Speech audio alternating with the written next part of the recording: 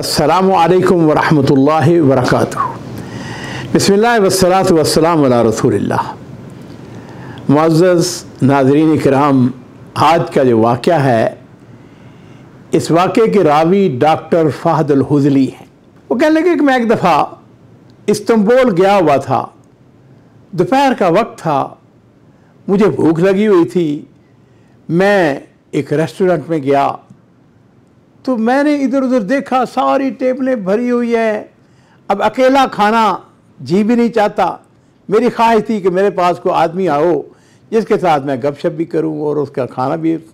कहते हैं कि मैंने देखा तो एक मुझे यमनी नज़र आया, तो मैं उसके पास गया, सलाम किया। मैंने कहा तुम यमन से ताल्लुक़ रखते हो? कि ना, यमन से ताल्लुक़ रखते हो। मैंने पूछा कि क्या करते हो यार, नौकरी करते हो? उसने कहा नहीं नहीं, मैं अपना कारोबार करता हूँ। तो मैंने उसे कहा अच्छा यार आओ मिल के खाना खाते हैं, अकेले खाने को जी नहीं चाह रहा हूँ। उसने कहा खाना मैं आपको खिलाऊंगा, आप तो मुसाफिर हैं।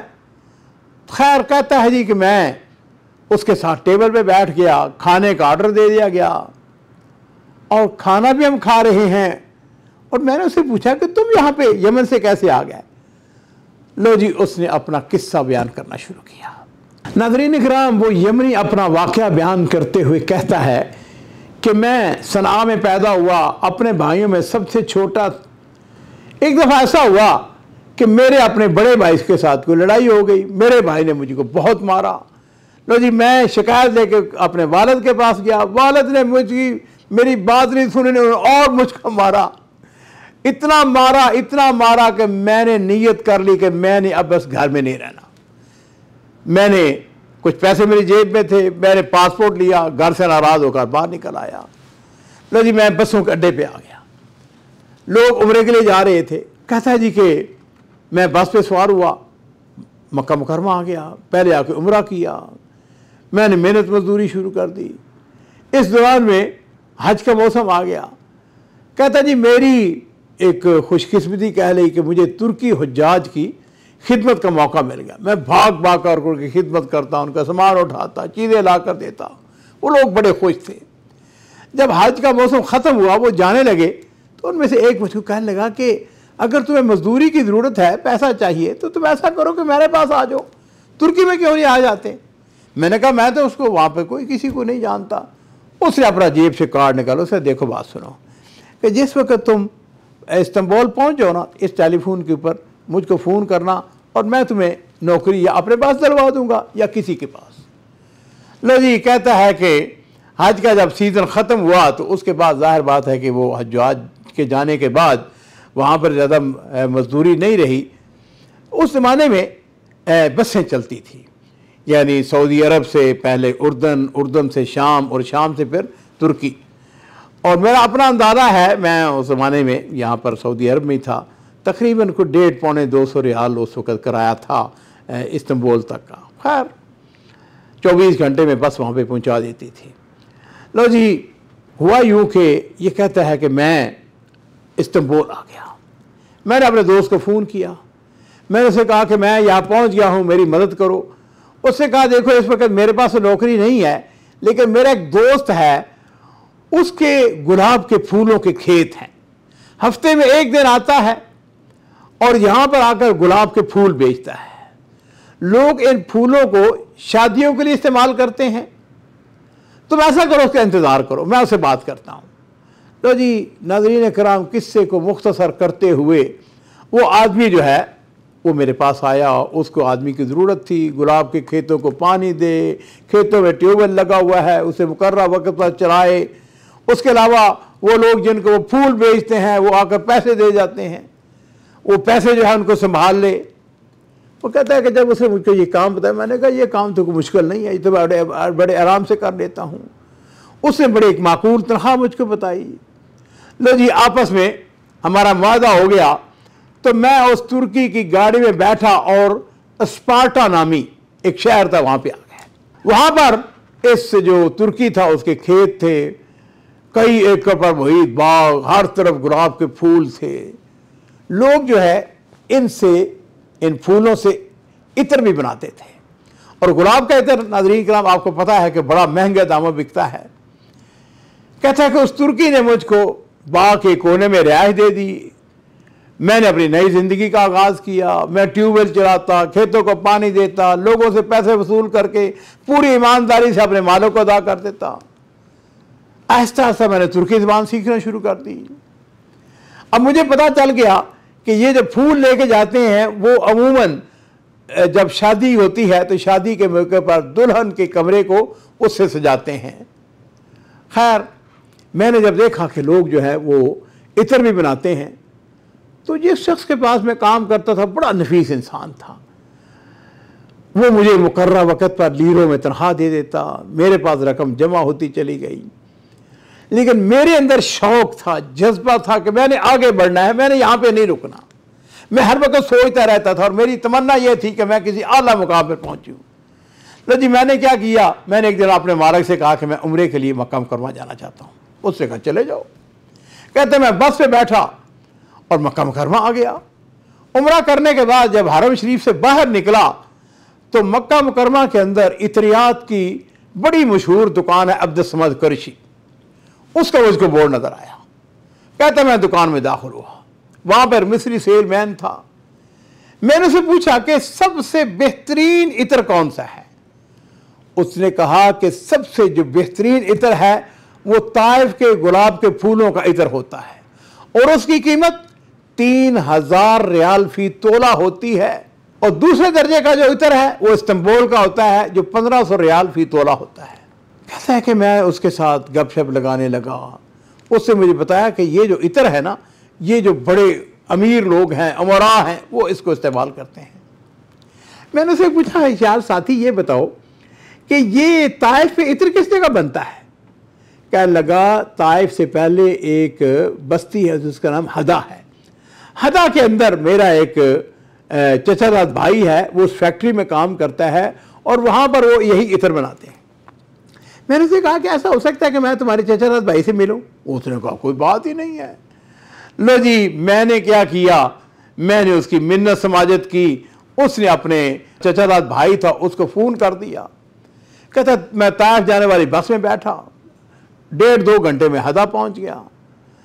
लो जी, जिस वक़्त मैं हदा में पहुंचा तो वो जो मिस्री था वहाँ पर वो मुझसे मुलाकात, उसको चूँकि उसका भाई फ़ोन कर चुका था, मैंने जाते ही 500 रियाल जो है ना उसको गिफ्ट के तौर पर पेश किया। खाने का वक़्त हुआ जाता था, मैंने उसको साथ लिया, रेस्टोरेंट में ले गया, उसे मज़ेदार खाना खिलाया। लो जी, अब वो मेरा दोस्त बन गया था। मैंने उससे पूछा ये बताओ कि इत्र कैसे बनता है। उसने कहा चलो मेरे साथ में तुम्हें अपनी फैक्ट्री दिखाता हूँ। हम उसकी फैक्ट्री में आ गए। मैंने वहाँ पे आके कई घंटे गुजारे, मुझे समझ आ गई कि इत्र कैसे बना जाता है।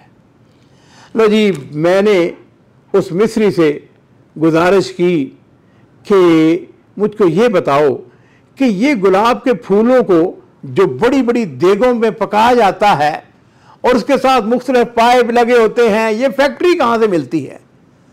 कहने लगा ये सब कुछ ताइफ के अंदर एक इंडस्ट्रियल एरिया है, वहाँ पे बनता है। मैंने उससे पूछा कि यहाँ कोई तुम्हारा कोई दोस्त है, कोई जानने वाला है जो फैक्ट्री में काम करता है। उसने कहा बिल्कुल। लो जी, कहने लगा कि मेरा वहाँ पर एक दोस्त है जो हमारे इलाके का रहने वाला है। उस मिस्री ने अपने दोस्त को फ़ोन कर दिया। कहता है मैंने टैक्सी ली, आधा घंटा बाद वहाँ पर पहुँच गया। कहता है कि मैंने 2-3 दिन गुजारे। और नाज़रीन कराम, ये होती है जहानत, फतानत, आदमी का शौक़, आदमी को आगे बढ़ने का। कहता है कि मुझे इत्र बनाने की समझ आ गई। मैं इंडस्ट्रियल एरिया में आया, मिस्री से मिला, उसने मेरे साथ मुकम्मल तावन किया। वहाँ पर इत्र बनाने की पूरी मशीनरी मौजूद थी। मैंने 1-2 दिन वहाँ पे मज़ीद गुजारे। 4 देगें खरीदी, पाइप, दीगर इत्र बनाने वाला सामान खरीदा और वही तुर्की के लिए उसको बिल्टी करवा कर खुद वापस तुर्की आ गया। कैसे मैंने अपने मालिक से एक दिन कहा, मैंने कहा कि तुम्हें ये जो सस्ते फूल बेचते हो ना, उस बेचने की, उन फूलों को बेचने की अब ज़रूरत नहीं रहेगी। उसने कहा वो कैसे। मैंने कहा कि मैं इन फूलों से अब इत्र बनाऊंगा। लो जी, कुछ देर गुजरे, सऊदी अरब से सामान तुर्की में पहुंच गया। मैंने छोटी सी फैक्ट्री लगानी शुरू कर दी। चंद हफ्तों के बाद फैक्ट्री ने काम शुरू कर दिया। मैंने आला दर्जा का इत्र तैयार किया, जिसको भी दिखाया उसे पसंद किया और फिर मैंने दिन रात मेहनत की। 200 तोला इत्र तैयार किया, उसे पैक किया, और हवाई जहाज़ के ज़रिए जद्दा और फिर मक्का पहुंचा। कहते हैं मैं सीधा अब्दुल समद करशी की दुकान में दाखिल हुआ। मैंने उन्हें 800 रियाल फी तोला के हिसाब से इत्र फरोख्त कर दिया। लो जी, उन्होंने मुझे 1-2 दिन के बाद पैसे दे दिए। 1,60,000 रियाल मेरी जेब में था। मैंने बैंक के जरिए अपने मालिक को तुर्की भिजवा दिए और जब हमारे मालिक को वो पैसे मिले इतना खुश हुआ। लो जी, जब मैं वापस गया तो उसने मुझे कहा देखो बात सुनो, हमारे खेतों के साथ वाली ज़मीन फरोख्त हो रही है, क्या ख्याल है मुझको खरीद ले? मैंने कहा खरीदो। लो जी, उसने वो ज़मीन खरीद ली, हमारा काम आगे बढ़ गया। कहता है कि जब हमारा काम दोबारा ज़्यादा आगे बढ़ा तो मैं फिर ताइफ आया, मज़ीद 4 देखें खरीदी, फिर उन्हें तुर्की भिजवा दिया। मेरा मालिक बड़ा खुश था, उसने मेरी तनख्वाह में और इजाफा कर दिया, मुनाफे में शरीक कर लिया। हमारा काम बढ़ता चला गया। हमारे खेतों के साथ मज़ीद जो ज़मीन फ़रोख्त हो रही थी वो ख़रीद ली। लो जी, हम तमाम ज़मीन पर गुलाब काश्त करते चले गए। ज़मीन हमारी अपनी थी, इसलिए हमें गुलाब बड़ा सस्ता। एक दिन ऐसा हुआ, जो मालिक था उसने मुझको बुलाया। क्या लगे देखो बात सुनो, तुम्हें कितने साल हो गए मेरे साथ काम करते हुए, तुम बड़े समझदार ईमानदार आदमी हो। मेरी एक बेटी है, क्या ख्याल है मैं तुम्हारे से शादी ना कर दूं? मुझे और क्या चाहिए था, मैंने हाँ कर दी। लो जी, इस तरह मेरी शादी जो है वो मालिक की बेटी से हो गई। कहाँ का मैं यमन का गरीब फकीर शख्स जो रोटी के चंद टुकड़ों के लिए यमन से निकला था, और कहाँ मेरी शान कि मेरी एक खूबसूरत तुर्की लड़की से शादी हो गई। वक्त गुजरता चला गया। मेरा मालिक जो मेरा ससुर बन चुका था, एक दिन कहने लगा कि मैं अपने खेतों का आधा हिस्सा अपनी बेटी के नाम मुंतकिल कर रहा हूं। लो जी, मेरा ससुर अदालत में गया, खेतों का आधा हिस्सा मेरी बीवी के नाम लगा दिया। हमारा काम मज़ीद बढ़ता चला गया। हमने मज़ीद मशीनरी खरीदी, अपनी फैक्ट्री को वसअत दी, कई मंजिला बिल्डिंग बनाकर अपनी फैक्ट्री को वहाँ मुंतकिल कर दिया, मुलाजमों के लिए रिहायशगाह बनाई। और एक दिन आया जब हमारी फैक्ट्री इंटरनेशनल मेयार की हामिल हो गई। हम लाखों रियाल का इत्र सिर्फ मक्का मुकर्रमा में फरोख्त करने लगे। और नाज़रीन इकराम, एक दिन मेरा ससुर मुझसे कहने लगा कि मैंने फैसला किया है कि मज़ीद कई एकड़ जगह तुम्हारे नाम से खरीदूं। मेरे ससुर ने अपनी बात की लाज रखी और कई एकड़ ज़मीन मेरे नाम से खरीदी। और फिर एक दिन मुझको कहने लगा तुम्हारी गाड़ी भी पुरानी हो चुकी है, मैं तुम्हारे लिए नई गाड़ी खरीदूंगा। उसने मेरे लिए नई मर्सिडीज गाड़ी खरीदी जो इस वक्त रेस्टोरेंट के बाहर खड़ी है। अल्लाह ताला ने मुझको उस तुर्की खातून से 2 खूबसूरत बेटे अता किए और मैं इस वक्त इस्तांबुल में बादशाहों की ज़िंदगी गुजार रहा हूँ। एक दिन मुझे ख्याल आया कि मुझे यहाँ की नेशनैलिटी ले लेनी चाहिए। चुनांचे मैंने तुर्की नेशनैलिटी की दरख्वास्त दे रखी है और मुझे उम्मीद है कि जल्द ही मुझको तुर्की पासपोर्ट मिल जाएगा। डॉक्टर फादल हुजरी जिस वाक़े के रावी हैं, कहते हैं कि वो यमनी अपनी कहानी सुनाता रहा, मैं मज़े से सुनता रहा। मुझे उसकी ईमानदारी, उसकी मेहनत, उसकी अपने काम की लगन पर रश्क आ रहा था। मैंने उसे कहा कि एक बात बताओ कि तुमने अपनी ज़िंदगी से बहुत कुछ सीखा और लोगों को तुम क्या नसीहत करोगे? और नाज़रीन इकराम, यही बात इसका खुलासा है। मज़ेदार कहानी है, लेकिन वो जो यमनी था वो सोच में डूब गया और कहने लगा डॉक्टर, बात यह है कि मैंने अपनी ज़िंदगी में से बहुत कुछ सीखा, लेकिन उसमें 3 बड़े सबक हासिल किए। मैंने पूछा वो क्या है? उसने अपनी दिमाग की तरफ इशारा करते हुए कहा, अपने दिमाग से सोचो, इससे काम लो और फिर अपनी जेब भर लो। और दूसरी बात यह है कि कारोबार के अंदर बहुत बड़ा रिस्क ना लो, थोड़ा सा रिस्क लो। ये ना हो कि आप सारा माल जो है, सारा पैसा एक ही जगह लगा कर उसको ज़ाया कर लो। अगर थोड़ा रिस्क लोगे, अगर वो खुदा न खास्ता आपका माल ज़ाया भी हो जाए तो पूरा माल तो ज़ाया नहीं होगा। तो डॉक्टर हुजली कहते हैं, मेरे से पूछा अच्छा तीसरी बात क्या है? कहने लगा, च्योंटी बनो, च्योंटी जो शहद खाती है, ऊंट ना बनो जो कांटे खाता है।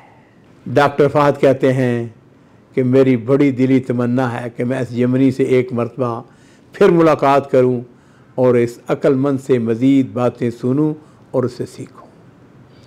नाज़रीन इकराम, आपको ये वाक़या कैसा लगा, आपने इससे क्या सबक हासिल किया, कमेंट्स बॉक्स के अंदर अपने अपने व्यूज़, अपनी अपनी राय उसको ज़रूर लिखिएगा। और उसके साथ ही मैं ये गुजारिश करूँगा कि हमारा जो चैनल है उसको सब्सक्राइब करें ताकि ये सिलसिला जो है मज़ीद आगे बढ़े।